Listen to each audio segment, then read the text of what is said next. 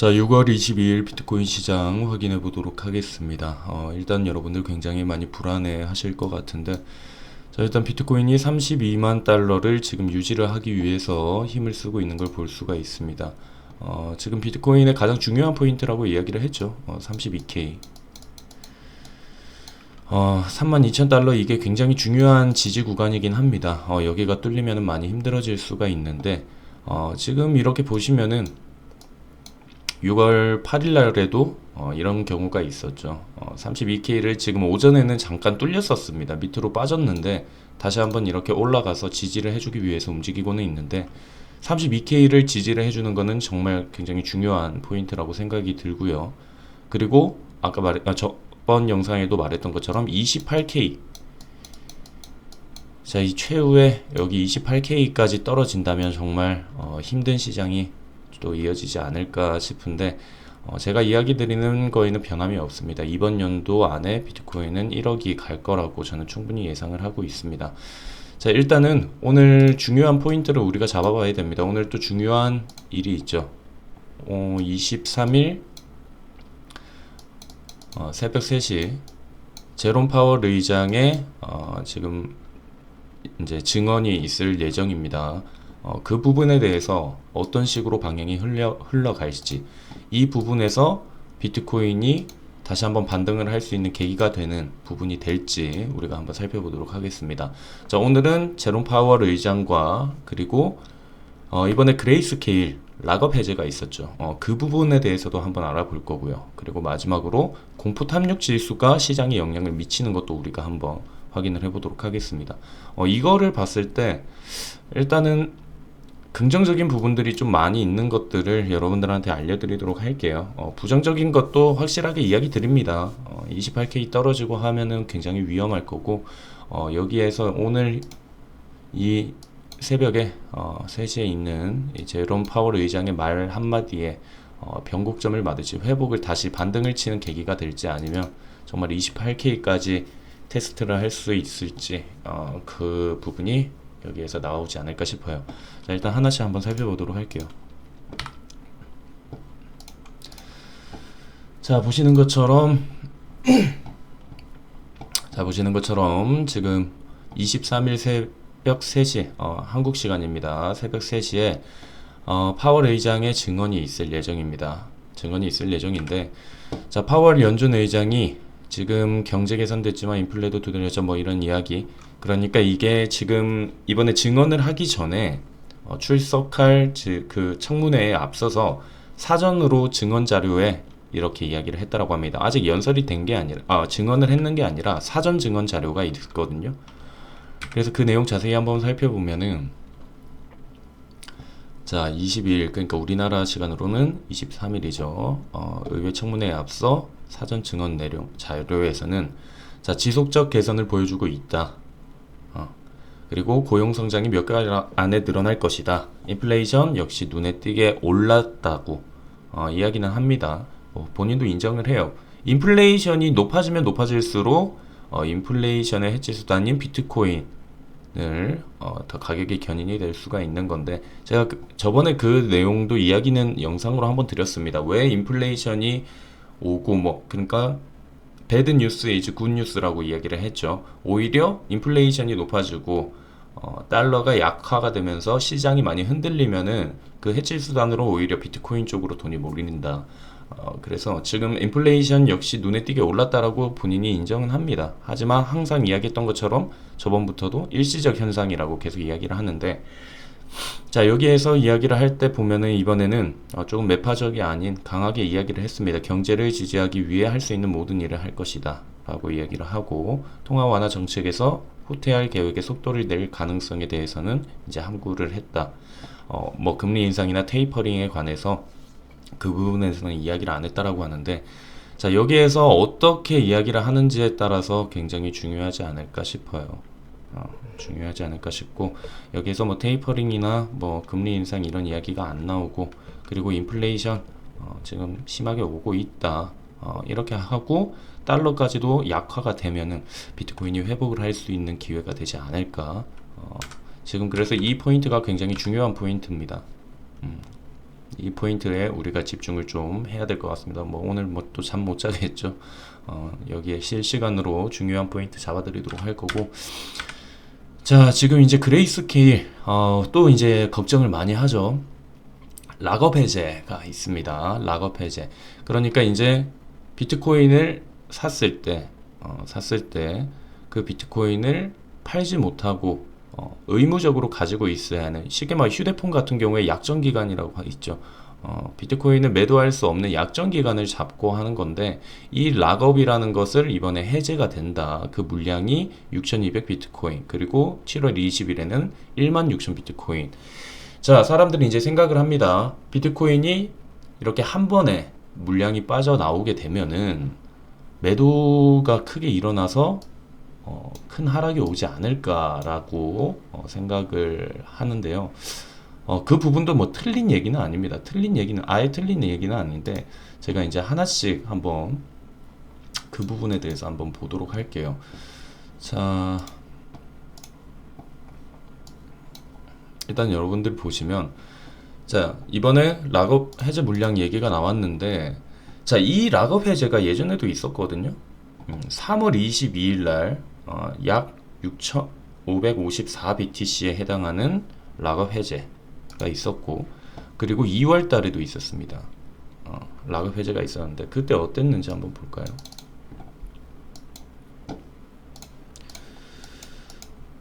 자, 이때거든요. 2월 3일 이때 락업 해제가 됐을 때 가격을 보시면, 보시는 것처럼 별 문제가 없었습니다.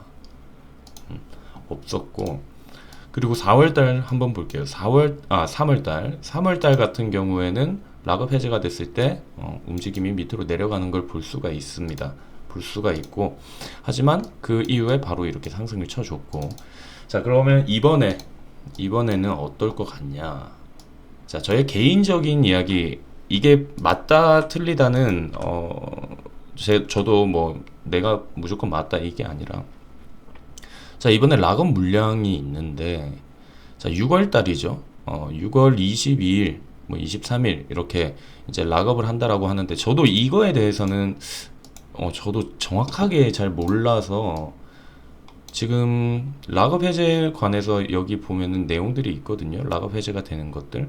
2월달, 3월달에 확인을 했는데, 이 전에 있었던 것들이 지금 여기 뭐 5월이나 이런 거 있었던 것들이 기사가 하나도 없더라고요. 그래서 이게 또 틀리다고 하는 분들이 계셔가지고 정확하게 제가 지금 이야기를 못 드리겠는데, 일단은 여기는 확인이 됐으니까 뉴스 기사에서도 확인이 됐던 부분이라서 이야기를 드렸고. 자, 그래서 뭐 만약에 여기 기준으로 한다, 여기 기준으로 이렇게 보면은 5월 20일 날 5월 20일이죠. 이때도 락업이 있었고, 락업 해제가 있었고, 여기에서 하락을 했었다. 자, 이렇게 생각을 할 수가 있는데, 자, 여러분들, 저 같은 경우에는 그냥 개인적인 생각입니다. 개인적인 생각으로는, 자, 기관들이 6개월 정도 락업을 했습니다. 6개월 락업을 하면은 언제죠? 6개월 전으로 돌아가면은 12월 22일이죠. 이때입니다. 자, 기관들이 만약에 여기에서 매수 이제 락업을 했는데 지금 떨어졌죠. 떨어졌지만 그래도 어떻게 되나요? 그래도 여기는 올랐습니다. 이 기관들은 올랐어요.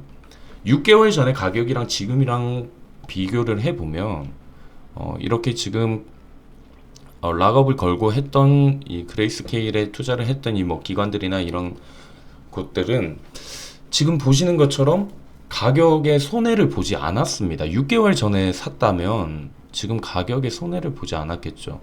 자, 그런데 지금 같은 경우에 기관들이 오히려 매수를 하고 있죠. 뭐 마이크로 스트래티지 같은 경우에도 매수를 하고 있고, 고래들이 매수를 하면서 축적을 좀 한다라고 하는데, 자, 그러면 이 기관들이 만약에 이 부분에 만약에 오히려 지금 이 가격이 이렇게 해서 고점을 찍었습니다.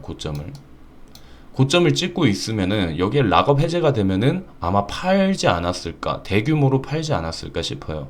왜 그러냐면 여기에 고점이 났기 때문에 여기에서 차익 실현을 내야겠죠. 수익을 내야겠죠.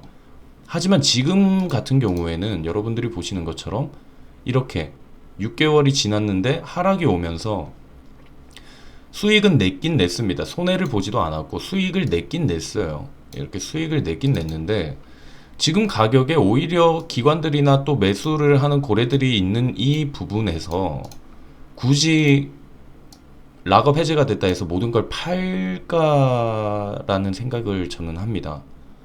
오히려 고점이었으면 락업 해제를 함으로써 가격이 떨어뜨리는 건 맞아요. 왜냐면 팔아야지 수익을 낼 수가 있으니까. 하지만 지금 같은 경우에 가격이 그렇게 높게 올라간 것도 아니고, 그리고 오히려 이 부분이 저점으로 매수를 할 수 있는 타이밍이라고 하는 사람들이 많이 있습니다. 그렇다면 이 락업 해제가 됐다 해서 모든 물량을 다 매도를 시켜버리고 매도 압력을 밀어 넣는다? 그거는 저는 잘 모르겠어요. 그러니까 저의 생각입니다. 저 같은 경우에는 이 락업 해제가 크게 우리가 걱정할 만큼의 영향을 끼치지 않을 것이라는 생각을 가지고 있습니다. 이 락업 해제 기간 동안 큰 상승이 아니라 이번에 하락을 겪으면서 수익을 냈고, 손해는 보지 않았죠. 수익을 냈고, 이 기관들이 이제 불안해 하던지 아니면은 다시 한번 비트코인의 수익을 내기 위해서 매수를 그거를 홀딩을 하면서 진행을 할지, 그거는 아무도 모르죠. 그래서 오히려 이 그레이스케일 여기에서 이제 락업 해제가 됐다라는 게 지금 상황에서는 너무 크게 걱정을 하지 않아도 되지 않을까라는 생각을 조금 해봅니다. 이거는 저 개인적인 이야기고요. 그래서 저 같은 경우에는 뭐 그레이스케일에서 락업 해제가 된다, 와 물량 많이 쏟아지면 또 뭐 미친 듯이 떨어지는 거 아닌가, 뭐 이런 식으로 이야기할 수가 있는데, 일단 저는 그 방향이랑은 다르다고 생각을 합니다. 과거에도 락업 해제가 있었고, 락업 해제가 무조건 떨어지는 게 아니라 2월달 같은 경우에는 오히려 상승을 진행을 시켜줬거든요. 그래서 내용도 보시면은 최저점 기록했을 때 다음 상승 사이클이 시작되어 왔고, 이번 대비 락업 해제도 비트코인 가격 상승을 촉발시킬 가능성이 있다. 오히려 락업 해제가 상승을 시킬 수도 있다라는 이야기를 하기 때문에 일단은 그렇습니다. 일단은 이 부분은 본인들이 개인적으로 판단을 해봐야 되지 않을까 싶고, 자, 그리고 오늘 한 가지 더 마지막으로 이 부분도 한번 살펴보도록 할게요. 자, 제가 이 지표도 굉장히 좀 중요하다고 생각이 드는 것 같은 게, 이게 공포 탐욕 지수죠. 지금 보면은 굉장히 공포로 극단적 공포로 들어가 있는데, 자, 예전 차트를 한번 봤거든요. 그러니까 이제 차트 분석이라는 건 여러분들도 아셔야 되는 게, 제가 뭐 점쟁이도 아니고 무조건 맞추는 게 아니라 과거의 차트를 보면서 현재를 대충 예상을 하고, 현재를 판단을 하고, 그리고 미래를 예측하는 그런 부분이거든요. 자, 예전에 공포 탐욕 지수도 예전에 이렇게 많이 떨어졌던 구간들이 많이 있었습니다. 많이 있었고, 자, 최근이랑 가장 비슷한 부분을 한번 우리가 살펴보도록 할게요. 자, 2020년 3월, 3월에도 투심이 굉장히 많이 떨어졌습니다. 2020년 3월에 떨어지고, 그 다음에 투심이 다시 올라갔던 게 5월 1일 정도입니다. 5월 1일 정도. 이렇게 올라가는 걸 볼 수가 있는데, 자, 3월 달에 한번 볼까요? 3월 달. 보시는 것처럼 이렇게 여기 이 부분이죠. 3월 달이 이렇게 하락을 함으로써 2020년 3월에 하락을 함으로써 극단적 공포로 차트가 진행이 됩니다. 그리고 이게 계속 이렇게 왔다 갔다 움직이죠. 움직이면서 4월쯤에 조금씩 올라왔어요. 여기 보시는 것처럼 4월쯤에 4월 13일이거든요. 이 부분이에요. 자, 4월 13일에 다시 한번 투심이 조금 회복이 됩니다. 조금 회복이 됐는데 그 다음에 제대로 회복이 된 거는 5월이죠. 5월 초입니다. 여기 보시는 것처럼 5월 초부터 갑자기 이제 또 투심이 올라가서 이렇게 상승을 해줬는데, 자, 여기서 또 갑자기 떨어졌었죠. 자, 이제는 이걸로 볼게요. 조금만 이걸로 더 볼게요. 자, 여기에서 5월 정도, 5월 정도 여기에 이제 또 떨어지게 됩니다. 투심이 또 떨어졌다가 이런 식으로 떨어졌다가 다시 한번 이렇게 진행이 되는 걸 볼 수가, 여기에서 떨어졌다가 다시 한번 이렇게 바로 투심이 회복이 되는 걸 볼 수가 있고, 자, 이걸로 한번 볼게요. 자, 1년 차트로 보면, 자, 6월 23일입니다. 6월 23일. 6월 23일. 잠깐만요. 여기 7월로 볼게요. 7월. 자, 7월, 여기 27일 날 이렇게 상승 크게 하는 걸 볼 수가 있죠. 7월 27일. 그때가 여기입니다. 7월 27일부터 지금 이렇게 투심이 다시 올라갔어요. 크게 올라갔거든요. 여기에서 치고 올라가고 여기서부터 투심이 계속 또 이어졌습니다. 이어졌고 여기에서 끊기던 부분이 언제냐? 9월 3일이거든요. 여기입니다. 투심이 여기에서 하락을 하면서 여기 보이시죠? 9월 3일 날 높았고 바로 다음날 떨어지는 걸 볼 수가 있죠. 여기 하락을 함으로써. 자, 그리고 또 다시 거기에서 이렇게 투심이 횡보를 합니다. 그래서 가격 또한 횡보를 했고요. 그 다음에 다시 한번 여기에서 시간이 지나서 올라갔죠. 이때 보면은 11월쯤이죠. 2020년 11월쯤에 여기서부터는 투심이 계속 위에 위치를 하는 거 볼 수가 있죠. 탐욕 지수가 높았죠. 거의 90%까지 이렇게 갔는데, 자, 그러면 이걸 보면서 저는 느낀 게 뭐냐? 극단적 공포가 진행이 되는데 나중에 회복을 했다라는 거죠. 여기 같은 경우에도 극단적 공포가 진행이 되고 약 한 2개월 정도 시간이 지나서 다시 투심이 회복이 됐다. 자, 지금 같은 경우에도 그래요. 지금 떨어진 게 우리가 제일 떨어진 게 5월 21일이죠. 5월 21일. 갑자기 투심이 확 죽었던 게 이때네요. 이때 가격이 투심이 떨어졌죠. 여기까지 5월 9일까지는 그래도 투심이 조금 괜찮았는데, 여기까지는 이 부분까지는 괜찮았는데 갑자기 쭉 떨어지죠. 하락을 함으로써. 그래서 그때부터 지금 다시 또 가격이 밑을 치고, 그리고 공포 지수가 밑으로 계속 내려가는 걸 볼 수가 있는데, 자, 전반적으로 전체를 다 보면 예전에도 이렇게 투심이 줄어든 구간들이 많이 있었습니다. 하지만 그 이후에는 투심이 다시 살아났었거든요. 그래서 지금 같은 경우에도 그래요. 지금 약 한 달 넘게 지금 투심이 계속 약화가 돼서 이렇게 진행이 되고 있는데, 이 부분 같은 경우에 예전에도 있었던 다 부분들이라고 생각을 하고, 여기에서 투심만 회복이 되면은 순식간에 비트코인이 다시 한번 상승을 해줄 수 있지 않을까라는 저는 생각을 합니다. 그래서 이렇게 보면은 이 비트코인 같은 경우에는 또 뭐 주식이나 이런 것들이랑은 다르게 사람들의 투심이 굉장히 반영이 많이 되는 자산이거든요. 그래서 이렇게 상승을 해서 사람들의 투심이 계속 탐욕 지수로 증명이 되는 걸 봤죠. 여기 같은 경우에도 이렇게 떨어졌습니다. 떨어졌다가 나중에는 이렇게 투심이 조금씩 회복이 됩니다. 지금 같은 경우에도 그래요. 지금 최저점을 잡고 있는데 투심이 여기에서 살아난다면은 빠르게 살아나 준다면, 좋은 호재들의 이벤트 몇 가지만 있어서 이게 살아나 준다면 다시 한번 비트코인이 살아날 수 있는 계기가 되지 않을까 싶어요. 그래서 제가 이 이야기를 드리는 이유는 예전에도 이런 부분들은 있었다. 이런 식으로 투심이 약화되고 이렇게 횡보를 하던 부분들은 꼭 있었습니다.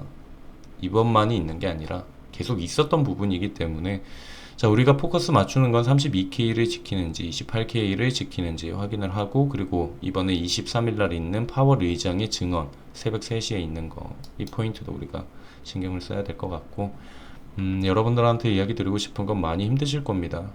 많이 힘드실 건데, 그레이스케일 뭐 이번에 또 락업 해제 이런 것 때문에 이제 진짜 끝나는 거 아닌가, 진짜 이렇게 많은 생각을 할 수가 있는데, 너무 걱정을 아예 하지 말라고 하면 말이 안 되는 거죠. 하지만 그래도 조금은 멘탈 잘 잡고 걱정을 좀 덜 했으면 하는 바람에 이렇게 차트 일단 확인을 해보도록 하겠습니다. 자, 오늘 중요 이벤트 확인하시고 여기 지지하는지 잘 확인을 해서 손절을 할 때는 빠르게 손절을 해주고, 그리고 하이 리스크 하이 리턴이라고 합니다. 그렇기 때문에 여러분들이 판단을 하되 너무 무리는 하지 마시고 조심조심 이번 시장을 끌고 나가길 바라면서 리딩 마치도록 할게요.